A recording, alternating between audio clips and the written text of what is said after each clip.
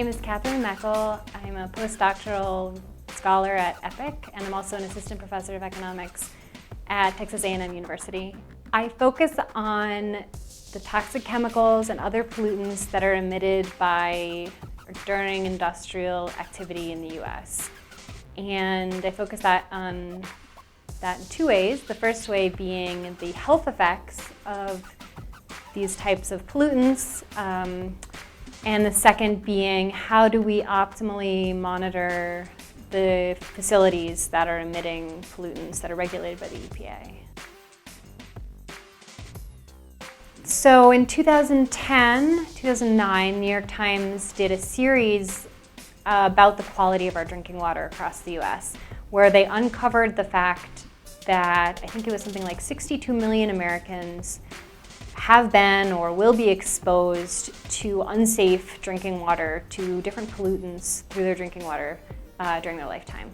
And it really revealed that the Safe Water Drinking Act, which is something that maybe we take for granted that we have safe drinking water, is not doing its job.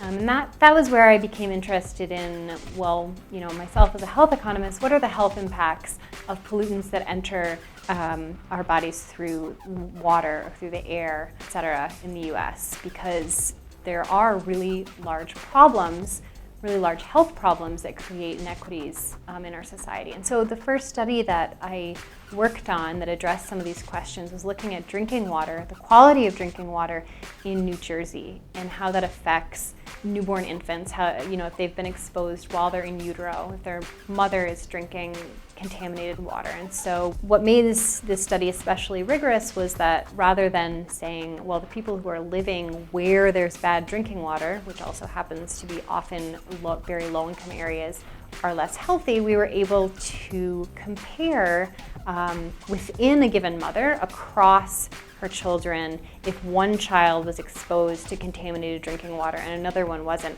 what happened to that child? And so that really controls for the fact that if we were just to say, hey, in in low-income neighborhoods, there is bad drinking water and there's also poor health outcomes, well, there's a lot of other stuff going on there.